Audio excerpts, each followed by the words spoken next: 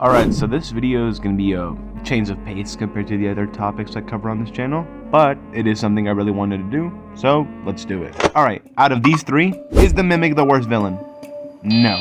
Is the Mimic the best villain? Also, no. Ever since Secret of the Mimic released and Loki got unjustly slandered, like why was I unironically seeing posts and comments asking if Fnaf is dead now? Have we lost the plot? I kept often seeing the sentiment that the Mimic was a pretty bad villain and was pretty confused by it because I absolutely do not agree with this. And I can actually prove that most people that say this have not played the game. Just like how JJK fans don't read the manga, Fnaf fans don't play the games. This is mainly due to the fact that they'd rather go watch their favorite YouTuber play the games than go play it for themselves. But even with that, most of the older games and even Security Breach sold pretty well. But when it comes to Secret of the Mimic, well, even with this, Fnaf is still a powerhouse of a franchise with, as much as the second movie sucked, it did pretty good at the box office, and Fnaf in the YouTube space is still pretty talked about. Merch is still doing well, so it's not that Fnaf is dying, it's just that people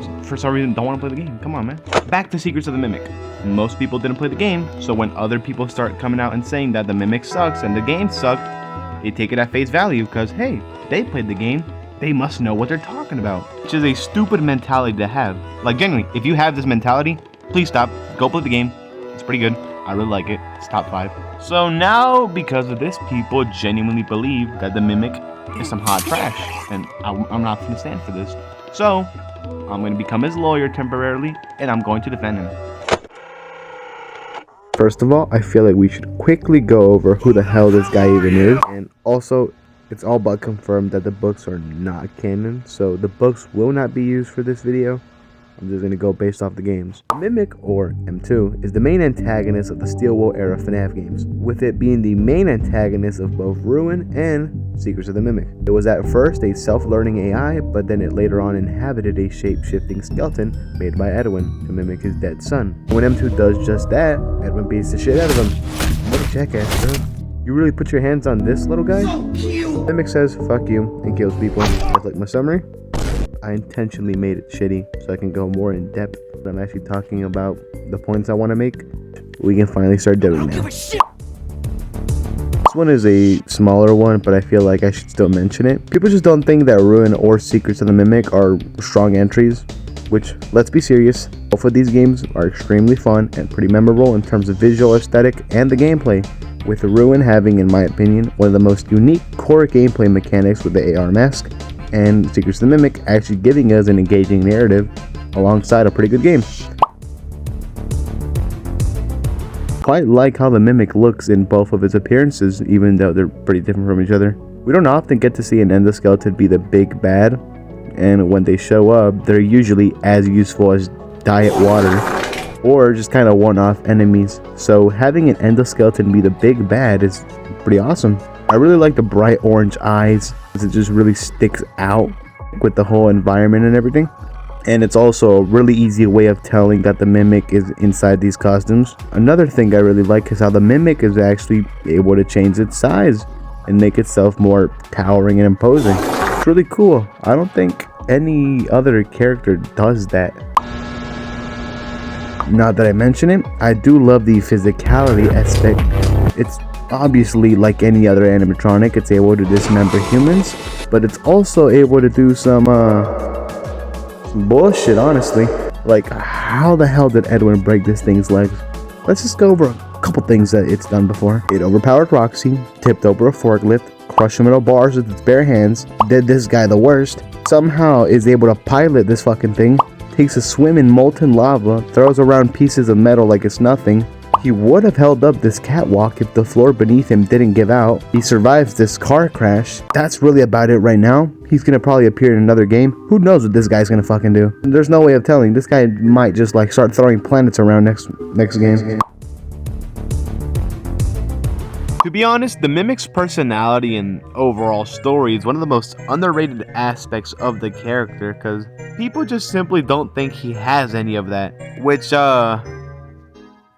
son, just say you got absolutely zero media comprehension. Hold completely fucked. In terms of personality, the mimic doesn't often show its real personality because it's more focused on, you know, mimicking. But there are certain moments in Secrets of the Mimic where you really get to see what the mimic is like. And it's not good, to say the least. Other than its homicidal tendencies, the mimic has shown that it's able to hold grudges. A very specific example of this is how it attacks Edwin. After Edwin attacked the mimic didn't immediately attack him back. What it did was bought time, rebuilt itself, and then blew the motherfucker up. And this very specific moment goes to show that the mimic wasn't just killing for the sake of killing. It knew exactly what it was doing, and it had no problem letting Edwin know why it was doing it. I can't move. I can't feel my legs. You know, speaking of legs, what do you think? I just finished mine. There are still a few kinks to work out. I'm sorry, I lost my temper. I was always gonna fix you. Please, call for help. And to respond. Oh, can't right now, buddy. We can do something fun tomorrow. I promise.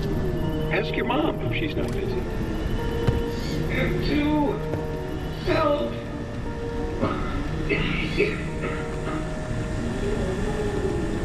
I also very much like the fact that Steelwool didn't just make the mimic some dumbass. The thing's able to scheme and make plans, and while they're not usually the best plans in the world, I mean, every single person who played Ruin knew that it was gonna be the mimic, but hey, if it works, it works. Even in Secrets of the Mimic, when it was revealed that the mimic's been talking to us for mostly the whole time, I didn't see it coming. Another little thing I like about the mimic is when you're in the spring lock suit, the mimic will kind of just go up to you and wave. Hi. Is this It's a little moment, it kind of just happens one time, but I really liked it. What else can I say? But overall, it just really goes to show that the mimic does have a personality, and while it's not as loud or bombastic as After, for example, it's still there. And I appreciate that Steelwool went out of their way to give the mimic a personality, because in a franchise like Five Nights at Freddy's, most characters are really one note, or just don't have one at all. And you know what? It would be pretty stupid for me not to see the other side of the argument. I know I just spent like the whole video, defending him, but there are some things that even I kind of look at and go, that was pretty shit. And for me, in this case, it's his introduction. Having a character be so intertwined with Afton while they are nothing like him at all. What are we doing here? Not only that, him starting off as a book character, but yeah, the mimic's introduction was like actual ass. They fucked him over from the beginning. Having him be so intertwined with Vanny, Afton, Glitchtrap, instead of just having the mimic be its own thing. They dropped the ball there. I can't lie. I cannot hold you. They dropped the fucking ball there. But it's been rectified, so I don't really think that point really counts anymore. And that's really about it. There are a couple more things that I could probably say about the mimic, but I don't think they'd really be important to the conversation at all. But yeah, I just wanted to really talk about why I like the mimic. I've always appreciated this character. They're not my favorite character. They're up there. They're definitely up there. They're at least top 10. But they're not my favorite character. But I feel like this hatred for the mimic is kind of unjustified. But people are starting to switch up on him because of Bite by Night. So I'm here to, add to mimic glaze. But yeah, that's really about it. Hope you enjoyed this video. If you did, like and subscribe, and I'll see you in the next video. Bye bye.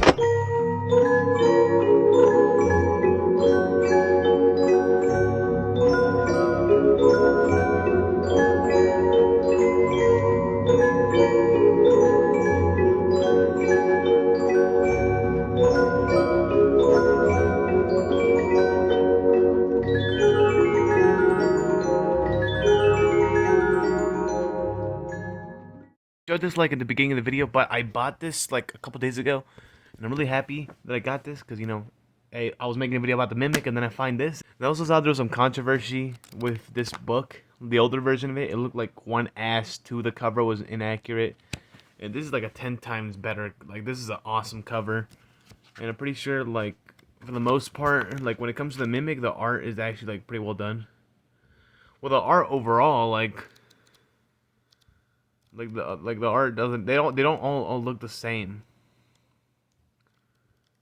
Let me see, where's the Mimic? The Mimic should be towards the end, right? There he is. Mimic. Where's the part where the Mimic's eating some macaroni and cheese? There it is. He is eating some little macaroni.